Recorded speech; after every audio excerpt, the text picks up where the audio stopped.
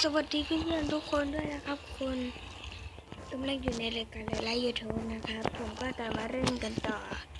งต่อสู้พวกซอมบี้ผมเริ่มเป็นขั้นง่ายก่อนตอนนี้ผมจะสู้จนถึงเช้าเลยนะ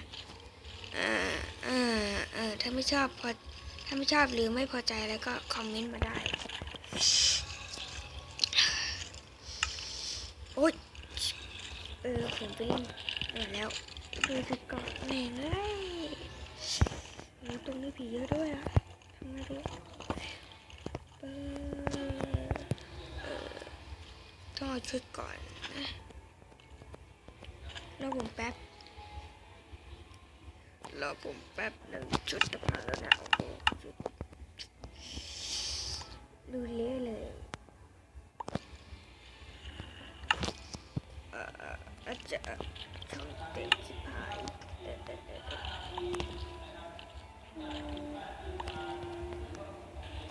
ทุบงั้นมันจะขึ้นมาอาจจะเพจแหลกสัส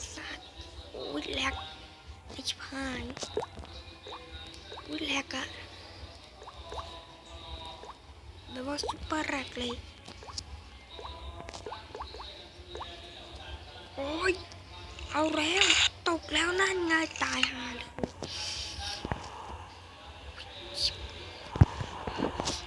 คุณเห็นไหมใช่ไหมไม่หมดเลยแป๊บนึงหยุดแป๊บนึงก็ไปเดินเงียบขอสักนิดนึงก็ผมขอของก่อนแต่ผมขอทำของก่อนก็ไม่ได้หมดเกินทิปผมว่าสู้ระดับเดียวดีกว่าระดับง่ายระดับต่อไปผมว่าผมทำไม่ได้โอ้โหนูจิบออกไปอาจจะกดดึ๊บออกไปพร้อมไปเลยเย่นี่คือซากของที่เราทำไว้แล้วไม่ได้ใช้ทิ้งแม่งเลยอุ้ยแหลกจุงโอ้ยมาแล้วมันไม่ตุ่มตับโอ้ย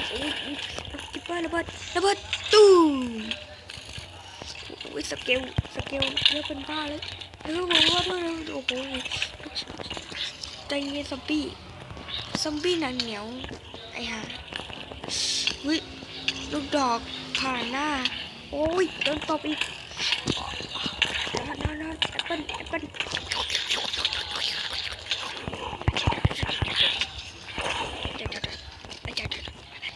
จะด้วยผมตายมา3 รอบเลยเนี่ย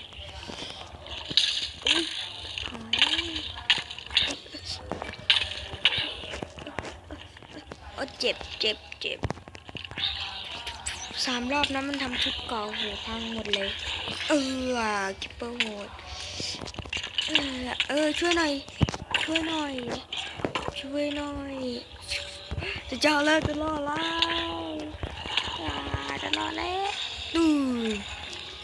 โอ้ยอย่าทำผมเลยผมว่าแล้วเปลี่ยนมืดเลยเอาเกินมาเยอะเลยไม่กลัวแล้วในชุดพังไม่หมดเลยโอ้เจ็บปวดเลือดแล้วว้ายคิปเปอร์เกิดอาจจะอะไรนะโกงคิปเปอร์แตกแล้วเราจะใช้อะไรทำให้โกงพวกนี้แตกอ่ะช่วยด้วยว้าไม่ได้เอาพิกแอคมาเสียดายเล่นแม่งเลยถ้ามีธนูระเบิดนะยิงแม่งหมดเลยโถ่โอ้ยชิบหายพอดีเลยวะไม่น่ามีไม่มีชีพแล้วจ่อเล่นปะล่ะ เล่นปะระเล่นปะระโอ้ยเฮ้ยพอได้แล้วนะฉันเจ็บร้อนด้วยโอ้ย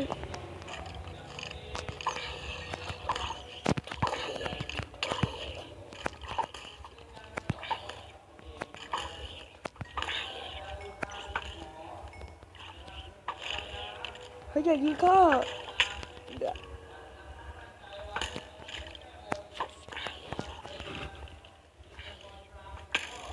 ทำร้ายเพื่อนตัวเองมึงช่วยด้วยช่วยด้วยช่วยด้วยช่วยด้วยเฮ้ยหลานตีมันเลยตีมันเลยตายยอมสิเล่นตีแม่จะเป็นเรื่องของเราโอ้ยร้อนร้อนอย่า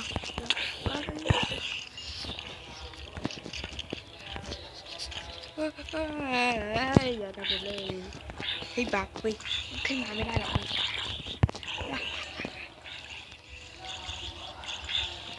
โอ้ยจะไปมาทำไมจ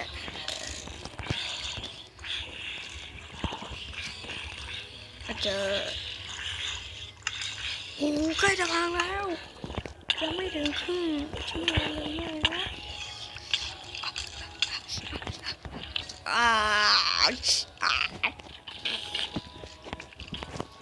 ช่วยด้วย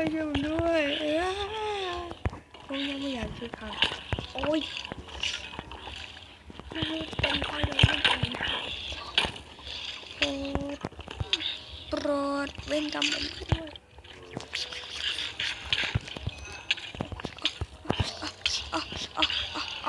โอ้โหหมวกแตกแล้วหมวกลืมเท้าวะโอ้ยอย่าเพิ่งไอ้เด็กหมวกชุดแม่งกระตุกไปแล้วไม่โอ้โหชุดนี้โอ้โห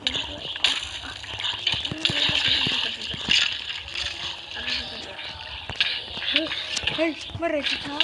เมื่อไรจะเช้าผมปิดคลิปเลยที่มือไหว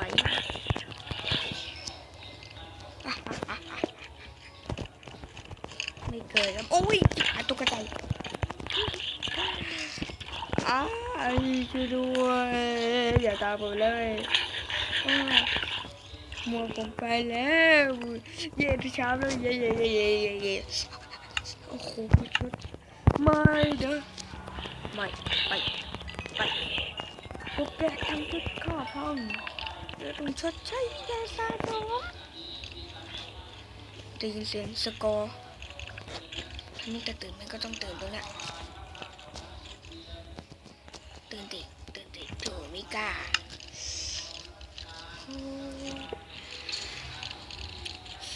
ที่ผมตัดมันไว้โถลูกบุตรโถไม่เกิดกากเก็บ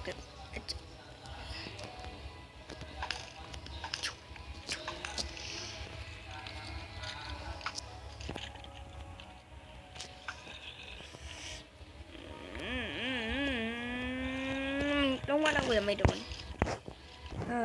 งั้นผมขอยังดีกว่างั้นผมขอจบคลิปเพียงเท่านี้นะครับสวัสดีครับจุ๊เอ้ยอย่าพึ่งดิ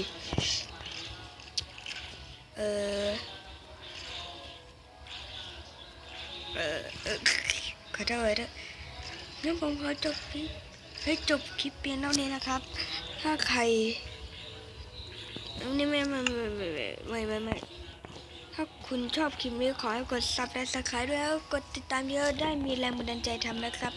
ส่วนถ้าผมพูดติดขัดอะไรอย่ามาว่านะครับผมเพิ่งเป็นเด็กใหม่ไม่ใช่เหมือนพี่นับนี่